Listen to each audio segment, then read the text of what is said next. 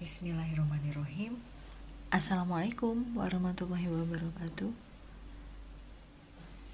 Hari ini topik pertama kita adalah ruang lingkup botani dan keanekaragaman tumbuhan.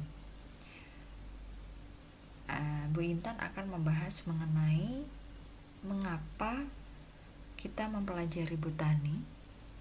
Nah, apa itu botani?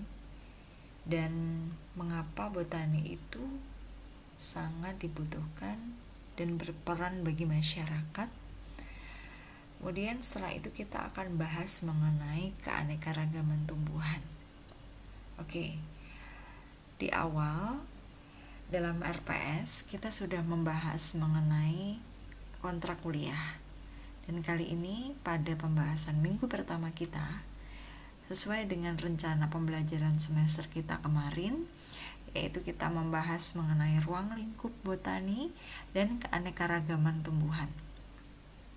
Yuk, kita mulai belajar.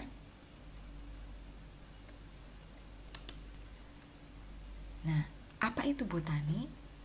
Kalau kalian tahu, botani itu secara umum merupakan cabang ilmu biologi tentang biologi tumbuhan.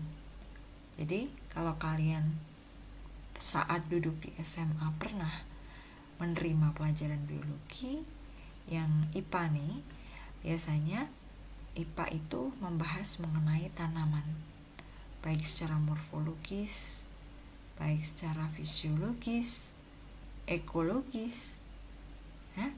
Jadi botani ini multidisiplin ilmu secara umum, tapi di dalamnya itu banyak sekali ilmu yang anakannya atau sub dari ilmu ya.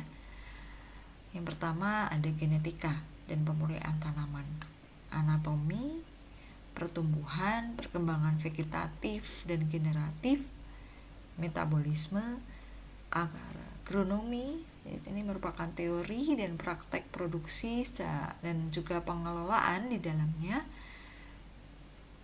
Ekologi, fisiologi tumbuhan atau FISTUM, fitokimia, serta reproduksi. Lingkup dari botani itu ada beberapa aspek ini tadi ya, macam-macam ilmunya. Jadi cukup luas. Nah, ruang lingkup botani itu ilmu botani punya beberapa ruang lingkup yang merupakan bagian ilmu dan dasar yang melengkapi ilmu botani. Nah, bentuk kehidupan lain dalam biologi itu ada tingkat molekul, genetika, biokimia organel, sel, jaringan, organ, dan individu.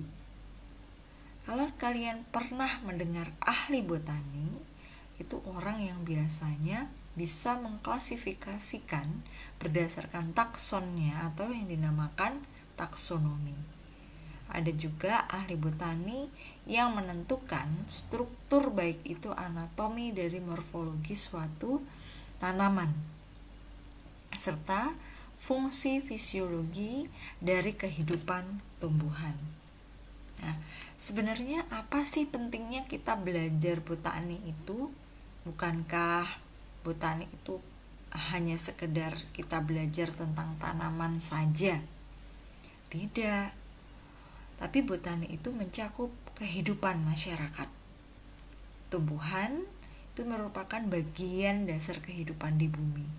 Kalau nggak ada tumbuhan, mungkin kita nggak bisa makan sayur mayur, kita nggak bisa makan oseng kangkung, kita nggak bisa merasakan sayur mayur dan sedapnya masakan ibu kita ya. Biasanya ada sayur dan masuk ke dalam 4 sehat 5 sempurna. Nah, tumbuhan yang kita pelajari dalam ilmu botani ini pastinya akan berproses dan menghasilkan fotosintesis dan oksigennya yang dibutuhkan oleh tubuh kita. Selain itu, perakaran bisa mencegah erosi maupun banjir. Nah, sumber makanan baik itu nutrisi maupun serat itu juga kita pelajari dan peran yang sangat besar untuk kehidupan masyarakat. Ditambah lagi ada manfaat lain, yaitu sebagai bahan bakar dan juga obat-obatan. Kalau kita masuk ke keanekaragaman tumbuhan, kita sebelum tahu aneka ragamnya dan macam-macamnya tumbuhan, kita harus tahu dulu karakteristik dari tanaman. Apa bedanya? Ini mohon maaf saya ganti ya. Ini harusnya tanaman. Nah, apa bedanya tanaman, tumbuhan, dan pohon? Kalau tanaman itu ya ini tanaman. Ini tanaman yang memang ada gitu ya, tumbuh. Tapi kalau tumbuhan itu tanaman yang dibudidayakan dengan sengaja diperbanyak dan dibudidayakan untuk diambil manfaatnya. Kalau pohon itu biasanya bagian tumbuhannya ada batang yang berkayu dan memiliki jaringan kayu yang bisa dimanfaatkan juga oleh masyarakat. Berbeda dengan ada terna, ada perdu, ya kan? Bedanya kalau terna itu tumbuhan dengan batang lunak, tidak berkayu atau tidak berkambium, hanya mengandung jaringan kayu yang sedikit sekali, sehingga pada akhirnya saat mati kepangkalannya tidak ada bagian yang tertinggal di atasnya. Berbeda dengan perdu, itu tumbuhannya berkayu, bercabang-cabang, tumbuhannya cukup rendah tapi tidak mempunyai batang yang tegak. Saat kalian membaca dulu saat biologi, duduk di SMP maupun SMA, kalian pernah mendengar nggak apa perbedaan tanaman tingkat tinggi dan tanaman tingkat rendah? Nah, kalau pasti kalian tahu, ada sebagian besar mahasiswa yang sudah tahu jawabannya. Coba kalian cari, apa bedanya tanaman tingkat tinggi dan tanaman yang dengan tingkat rendah?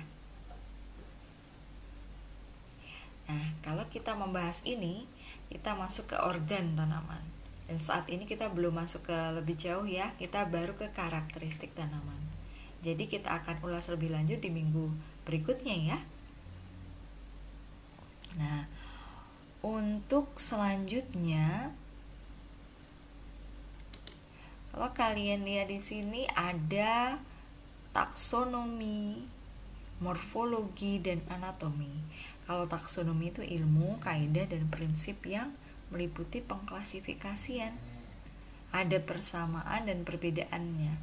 Kalau anatomi itu ilmu yang menggambarkan letak dan hubungan bagian-bagian tubuh makhluk hidup. Jadi kayak organ, sel, organel, nah itu semuanya di anatomi. Kalau morfologi itu fisiknya, morfologinya, bentuk luarnya dari susunan makhluk hidup, utamanya adalah tanaman. Nah, taksonomi ini punya peran untuk menyederhanakan objek studi yang awalnya tanaman itu kan beraneka ragam nih. Keanekaragamannya banyak sekali.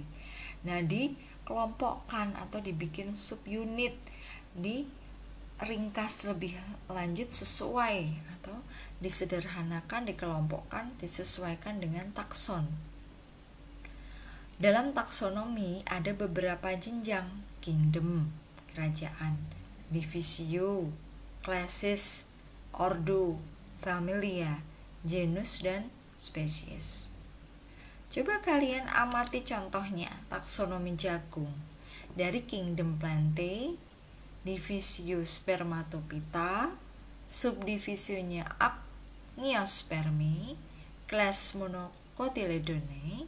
Nah, ordonya coba Bu Intan spasi ya, di sini ordonya adalah Poales, familianya Poaceae, genusnya Zea, dan spesiesnya Siamese. Ini contoh cara untuk mengelompokkan sesuai dengan taksonominya. Nah, kita bahas lagi tentang anatomi. Nah, ini Bu Intan hapus ya ini. Oke. Kalau anatomi itu, kalau kalian lihat di sini mungkin terlalu kecil ya, Bu Intan gedein lagi. Di sini